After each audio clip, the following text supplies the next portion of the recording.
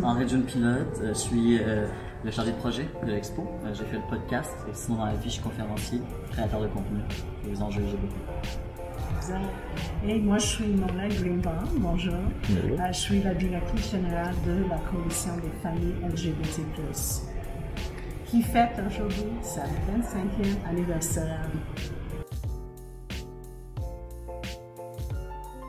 Mona, toi tu es vraiment, ça fait longtemps qu'on se connaît, hein. Oui, oui. Tu es vraiment à l'origine de cet organisme-là, Oui. qui était d'abord pour les mères, pour les Mères lesbiennes, voilà. oui. Avant de devenir la coalition en 3-4, résumer un peu ces 25 ans de carrière. Oui, oui, c'est ça. Mais au début, c'était l'association des mères lesbiennes. Ça a commencé dans le salon de notre maison. Et avec 40 femmes. Puis à travers les années, c'est devenu la coalition des familles homoparentales. Ça, c'était en 2014. Donc, on est devenu un groupe, ce qu'on appelait dans le temps un groupe mixte, donc hommes et femmes, pères gays et mères lesbiennes.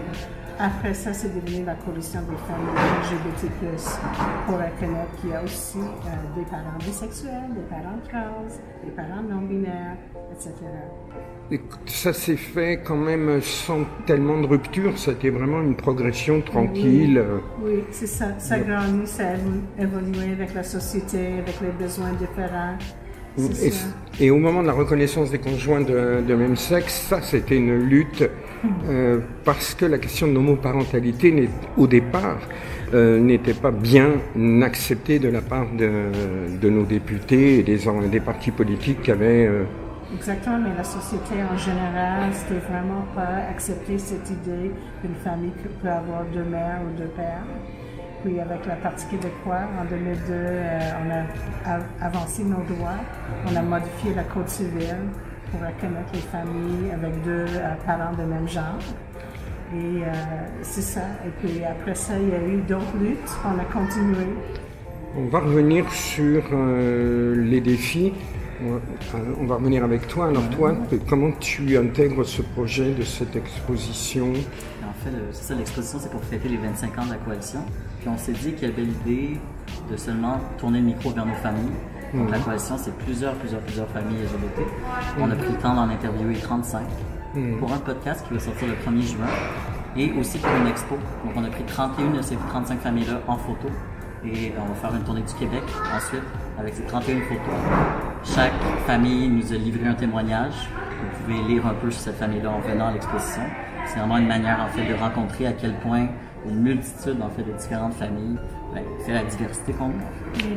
Comment tu as été sensibilisé à ces questions-là? Comment toi tu en es arrivé Ben moi je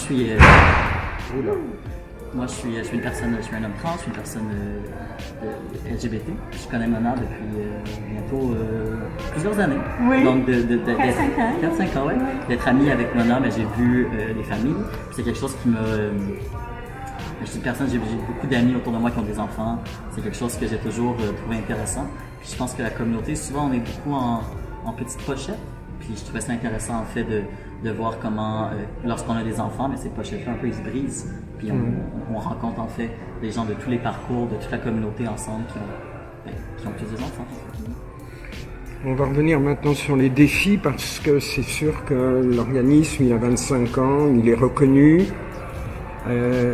Mais est-ce que ça reste encore trop confidentiel ou vous avez une exposition, une visibilité qui fait que vous pouvez passer partout maintenant sans aucun problème? Mais l'idée derrière cette exposition est vraiment que ça visibilise ces familles, mais qui sont visibles quand même dans leur vie quotidienne.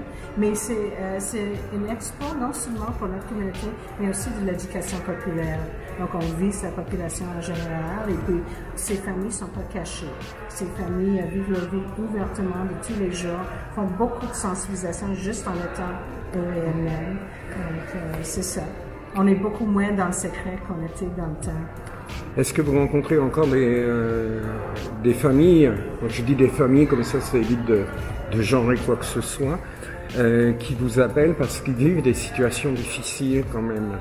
Oui, je dirais que oui, il y a quand même la discrimination envers certaines de nos familles. Il y a en général une invisibilisation de nos réalités.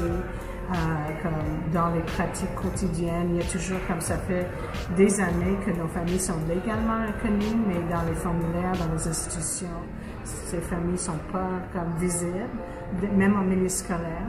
Ces familles, c'est rare. Comme cette semaine, on a eu toute une controverse parce qu'on a parlé au lieu de fêter la fête des mères, qu'on fête aussi comme la fête des parents, parce qu'il y a comme d'autres conciliations familiales, et ça a créé comme toute une mini-controverse, juste parce qu'on veut être inclusif.